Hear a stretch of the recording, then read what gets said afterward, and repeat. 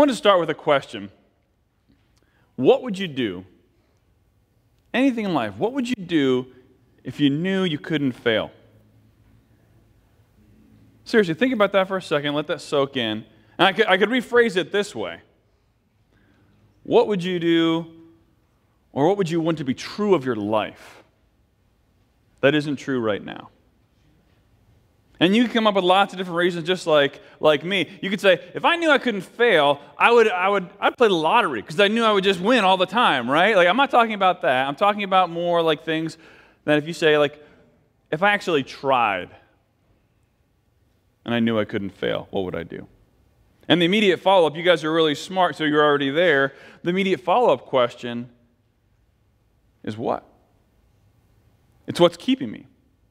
What's keeping me from taking that next step, from trying that thing or taking that step of who I want to become? And it could be a lot of different things. It may be, you may say, it's not the right stage or time in my life, or I don't even have time. My schedule is so crazy. You have no idea. Or you may say, it's just, I don't have the right connections. So I can't take that step. I mean, I'm going to fail. It's just, why try? You have a series of reasons why. But I think more times than not, there's another reason altogether of why we don't even attempt. Why we don't even take the risk to do that thing that we want to really, really be true about our lives. And that's what we're going to talk about today. We're in our third week of this series called Lake Effect. And it's called Lake Effect because we're talking about how Jesus affected people's lives all around Lake Gennesaret. And every week I'm trying to increase your vocabulary, so say it with me, Lake Gennesaret. You guys are awesome biblical scholars. It's another name for it is Sea of Galilee. So as you look through other Gospels, Matthew, Mark, Luke, and John, you may see that's another name for it. So Jesus is all around the Lake Gennesaret, Sea of Galilee, along the rim, and he shifted his headquarters from Nazareth to now Capernaum, and he's going around. He spends about 18 months, and he's talking to all different kinds of people. And in week 1, he talked to a couple sets of brothers, and he challenged them to move from here just to come and see. Just to being a Christian fan. Someone who really admires Jesus. I look up to him and he's a really great guy. But they're not a Christ follower yet. And we said, they got to be Christ followers. Christ followers means I'm not just giving a sliver or a section of my life or a day of my life, but I am all in. I'm giving him every day, every hour. I want to align myself with him. I want to be a Christ follower. And we said last week that sometimes being a Christ follower, it leads us into storms. That's not supposed to happen, right? I'm following Jesus. I'm supposed to be exempt from storms. It's not true at all. In fact, he says, I'll take you into a storm, but the promise is I'm going to take you to the other side. And it won't be easy, but I'll be with you. Don't be afraid, he says, I'm with you. And then this week's story, it's back on the lake again. And it's in Matthew chapter 14. So if you have a Bible or a Bible app, you can turn there. We're going to camp out there. Matthew chapter 14, but let me give you a little bit of background of what's happening before we dive into the story. Jesus and his followers, they've been having a full day of ministry, just crowds and crowds of people. And they're pretty tired, so Jesus just says, you know what? Get into the boat, and you guys go ahead. I'll catch up with you. You guys sail across, I'll meet you there. And so he puts them in the boat, and they set off, and what does he do? He goes up on the mountainside, and he prays. Not for 5 minutes, not for an hour. He prays, the text tells us, all night. Shows us the power of prayer and the dependency that Jesus had on it. But I don't know about you, but I kind of sometimes underestimate the power, I'm sad to say, of prayer. But I want to lean in more. And Jesus says, I need direction, Father. What's next? So he prays all night. And then at dawn, this story takes place. How many times have I heard that story growing up? Maybe that was your first time, I don't know. But Jesus walking on water is one of the most popular stories, even if you're not a Christ follower or you don't come to church regularly. But there's a detail in there just until recently when I was studying for this message that I absolutely missed. And the director and the producers of this short clip missed it as well. I always thought that Jesus called Peter out of the boat. He said, "No, come on out, Peter." But in fact, it's Peter's idea. Look at the text here for a second. Look at verse 28. "Lord, if it's you," Peter replied, "tell me to come to you on the water." See, he sees Jesus walking on the water, and kind of like a little kid who sees someone else doing something, he says, "I want to try. I want to try." He says, "That looks cool. I wonder if I could do that." And he gets out, and he tries it. And there's things deep down inside that we see other people doing, and we sit quietly, but deep down inside we say, "I want to try. I want to do it. I want to attempt that." So let me ask you again. What would you do if you knew you couldn't fail? What's holding you back? What's holding you back? Because every time we try to take that new step of faith or just something, a new direction in our career or in a relationship, something sets in. And for most of us, we have it in our minds like someday I'll move that way. I'll move that direction. But most of us, we're not taking any real steps to do it. And here's what I know about you and me. What keeps us from taking that step, from moving in that direction? It's fear. You knew that. See, fear holds us down. Fear is the number one source of regret. If fear were a disease, it would be at pandemic proportion. Generation after generation after generation, it cripples people. It holds them back. Tells them they can't, they shouldn't, they won't. You're never going to. Fear is timeless. And it's linked to our desire to want to control every outcome. To have every step of our life planned out so we never experience hurt, never experience pain, because we don't want to do that. Because that produces more fear when we can't control the outcome. And then it leads to anxiety. And we know anxiety is a problem because you just have to look out and you see that anxiety is everywhere. It makes up $42 billion of our economy every year in America. And granted, I know there's some legitimate fear and anxiety disorders.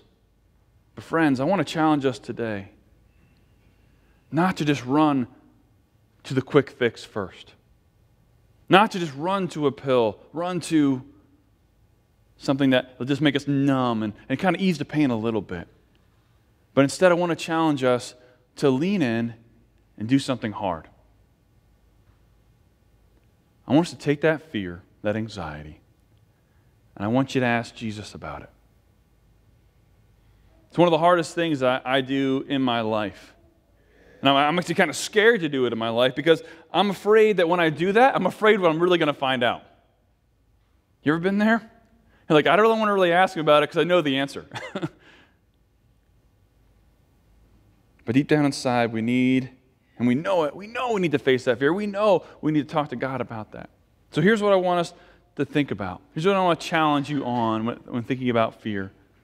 I want you to let fear be your teacher instead of your master. Say that with me. Let fear be your teacher instead of your master. See, that means we have to ask some hard questions. When you're in the midst of something that you're afraid of, a situation or a person or that next step, maybe it's in your career or a dream that God is starting to birth inside of you. And you're feeling some nudges, but you're like, no. Ask yourself some hard questions. Why am I afraid? What's really going on? Or how would my life be different if I didn't have that anxiety? What's one baby step I could take to not have that fear? What's the underlying reason that I'm afraid of that person or that situation? Whatever that next step, why?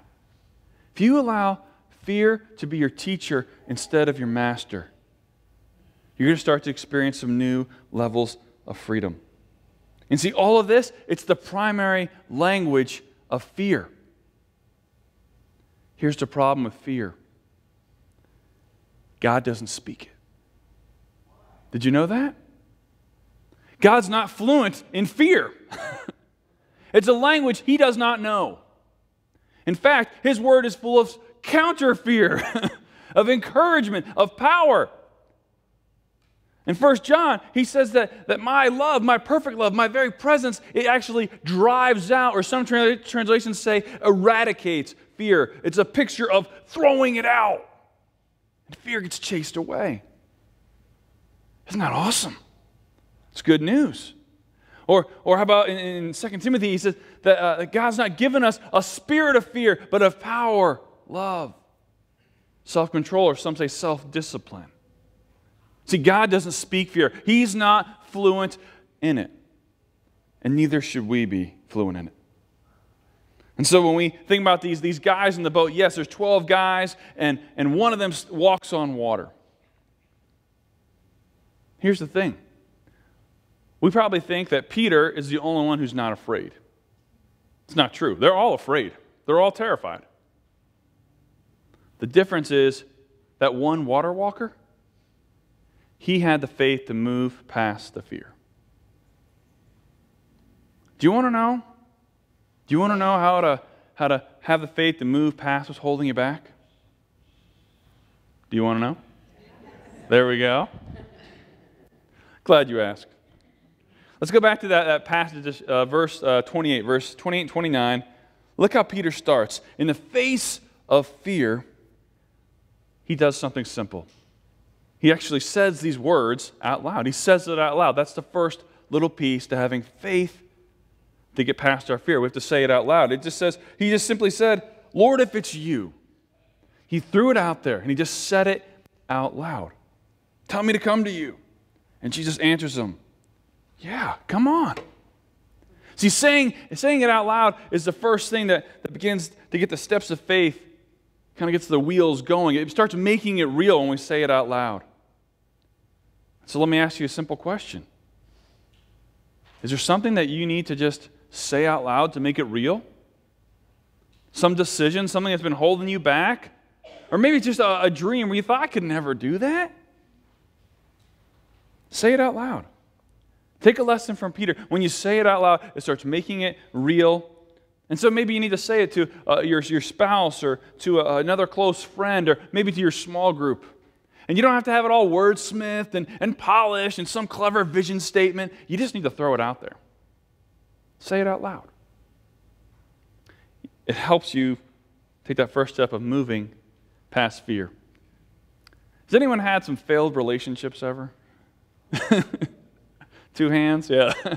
I had a couple of failed relationships before I got married. And I had definitely some fear of moving forward. And so when I met my now wife, I had some real fear and trepidation, not because of her, but because of me. And so I gathered up some friends, and I started praying with them, and you know what I did? I started saying it out loud.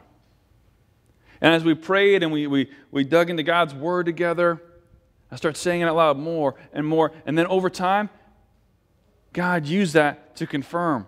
He used His Word, He used wise counsel, and He used saying it out loud. It made it real, and it realized, yeah, this isn't like the others. This is a step forward. You need to say it out loud. What do you need to say out loud to somebody? Is it take that risk and start that new business, and you say, I'm going to start that business, and I'm going to use a percentage of the proceeds to help my local community? Some of you need to say it out loud and say, you know what? I'm going to go back to school. I'm going to finish my degree, or I'm going to start a degree, or I'm going to change careers. I'm going to do it. I'm going to step out. You need to say it out loud. See, saying it out loud takes courage. All throughout history, people like John F. Kennedy, they didn't know the statements they were saying. Like, I believe this nation should commit itself to achieving the goal before the decade is out, landing a man on the moon, returning him safely. They didn't know what that statement was going to mean, but they said it out loud. And all of a sudden, it became a reality. Or Nelson Mandela, he gave his entire life to seeing racial reconciliation happen in South Africa and seeing a free democracy come to place. Or President Ronald Reagan, he stood in front of the Berlin Wall and he challenged Mikhail Gorbachev to tear down the wall. So it takes courage to say things out loud. And it's always easier just to keep it inside, isn't it? But every time we keep it inside, what we're actually doing is we're playing it safe. Say it out loud.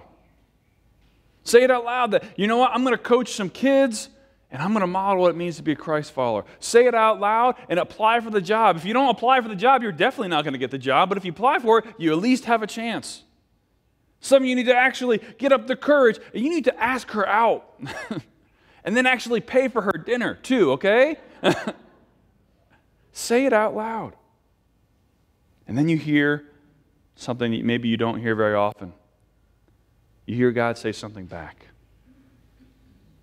Jesus talked back to Peter and he said what?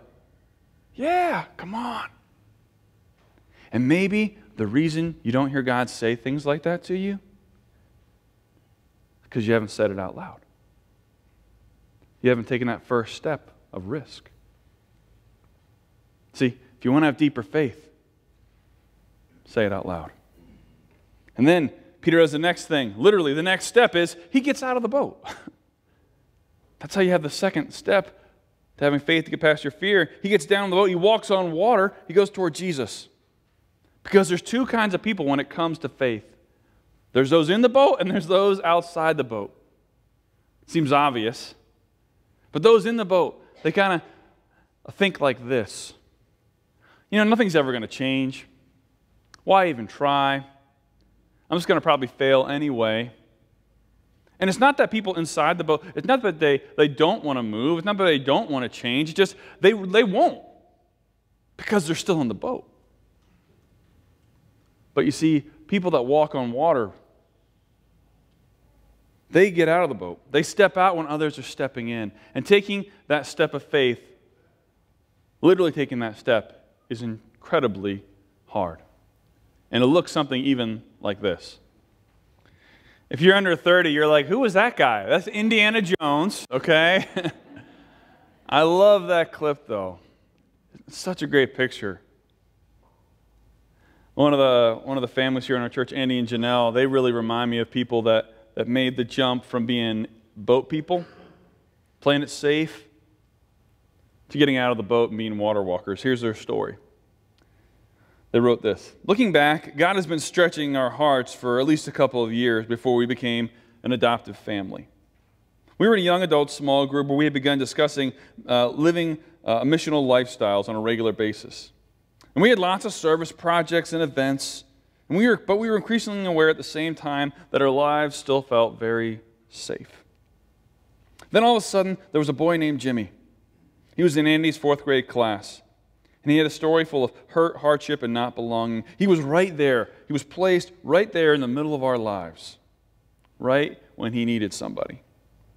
You know, and we felt good about helping Jimmy. We were involved in his life. We gave him rides when he needed. We spent time with him, you know, when it worked into our schedules. But then Jimmy went into the foster care system. Without even saying it, we both knew what we were going to do. It took so much faith to take that first step of speaking it out loud to each other. We talked and we prayed over the decision, and then by faith, we took every faltering step after that. We took the licensing classes, we converted our office into a bedroom, then we found out we were pregnant. It hasn't been easy by any means. And there was no rainbows and unicorns confirming our decision of faith. But we're just so thankful and we're so humbled because stepping out in faith like this has taught us to remember how much God has forgiven us and how much He loves us. And He wants us to show that same grace and love to someone else who needs it as badly as we do. I love that story. It's a real story of people that say, I don't want to play it safe. I don't just want to stay in the boat. And they move from safety to water walkers. From living missional lives where living like Jesus isn't just something we do when we have projects or once a week. It's as we're going. We're saying, God, how do I live like you in all these scenarios and all these places that you're already placing me? And so I love how they said, we're going to take a stand for our family. We want our lives and our families' lives to be about helping people find their way back to God. And it all started when they got out of the boat. So the steps to help you move in your faith and get over the fear, you say it out loud, you step out of the boat, and then you have to be willing to fail. You have to be willing to fail. Peter saw the wind and the waves, he was afraid, and then he sank. He sank like a rock. The fear crept back in, and he cries out, Lord, save me. And he says something that some of us need to say today. God, I can't save myself. Would you come into my life? And interestingly enough, maybe you have an image of Jesus or of God where it's one where he's condemning. But Jesus, instead, he reaches out his hand. He doesn't let him sink to the bottom. And so there's many times when fear is overwhelming, right? And we feel like we're going down. But then look at this verse.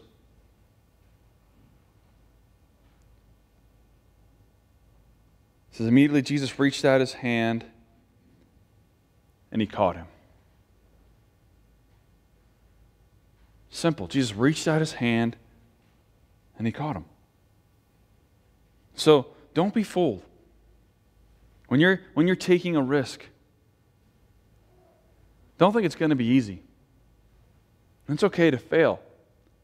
John Maxwell in his book, he talks about this, one of his books, he says, it's called Failing Forward. And he has these two lists of people. It's those who fail backwards, who just never learn from their mistakes, and those who fail forward. And look at these two lists here for a second. Look at the lists. They blame others versus taking responsibility. Some get the ones failing backwards, they expect us to keep failing. Others have a positive attitude. Some say that I'm going to fail all the time. Others say I'm going to move forward. Those moving backwards say I'm going to quit. Those moving forward say I'm going to persevere. And then which list would describe your approach to failure? Because if you want to walk on water, there's always a chance you're going to fail.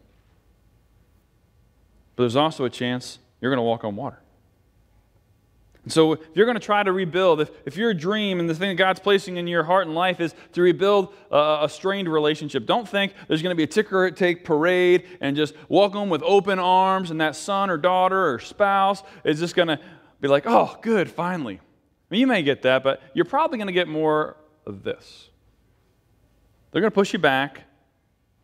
They're going to be skeptical. It's not going to be easy. Or maybe you sense that God is stirring in you that it's time that you want to change just the whole family tree. You want to change the way things have been. You're going to break some sin patterns. You're going to do things differently in your family. It's going to be messy. You're probably going to fail. But you're going to get back up. You're going to move forward. And you're going to hear Jesus say, I've got you. He's going to put his hand out. He's going to say, trust me. Keep taking risks. Keep walking on water. I've got you. I'm not going to let you drown. Keep trying. Keep taking those risks. And so Peter tries. He does walk on water for a little bit. Ultimately, you may say, well, he failed. I mean, that wasn't worth it. Really? Those other 11 could never say, I walked in water. But Peter, you have to believe Peter was the guy that, hey guys, remember that time I walked on water? I know when he got older, that was a story he loved to tell. He had the grandkids around. He's like, let me tell you the story when I walked on water, and these guys didn't. Don't you think that changed his life? Don't you think that shaped who he was going to become? I don't know about you, but every time that God has challenged me to take a step of faith out of the boat, it's been hard. It's been messy. When I was a teenager, the first time I can really recollect of God giving me that kind of nudge to step out of the boat was literally I was in the middle of a crowd of a bunch of my friends, a bunch of teenagers, and I felt like God was asking me to take the next step of just committing my life to Him. It was embarrassing. It was hard. I was crawling over my friends. That's not what guys do, right? You don't like crawl over other dudes for that. Like, no. And then it was which college to go to. Then it was trusting Him with which relationships, who to marry, forgiving a person I really didn't want to forgive, taking a job I wasn't sure about. At every stage, there was high risk.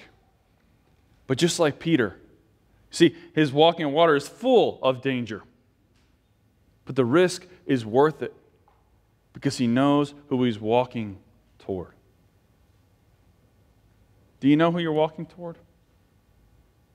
Today, we want to have an opportunity to encourage you to take that step to walk toward Jesus. In that program, there's a card there, and it looks like this. Take that out. Today, some of you, you're going to say, I don't want to be the kind of person who plays it safe and stays in the boat. I want to get out. And so one of those steps is going to be, for the first time, you're going to say it out loud, I want to be a Christ follower. We'd love for you to make that decision. We'd love for you to check that, and we'll give you a minute here to respond and think about that. Others of you, fear has been holding you back for a long time. There's an issue in your life. It's crippling you. It's crippling your family. It's crippling your relationships. It's hurting you. And it's time for you to take that step. Others of you, you've just become cold and calloused, and you can't even remember the last time you got out of the boat. Why?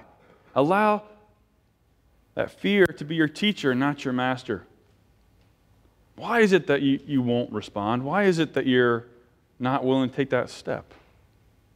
So you may even write something on the bottom here. There's something else here that you just sense that God is telling you. Take this step. Trust me with this. Maybe it's how you raise your kids. Maybe it's the influence at work that you're not using. I don't know what He's saying to you. But whatever it is, what it means to follow Jesus wholeheartedly, to be a Christ follower, is to say, I want to join you where you are and do what you do.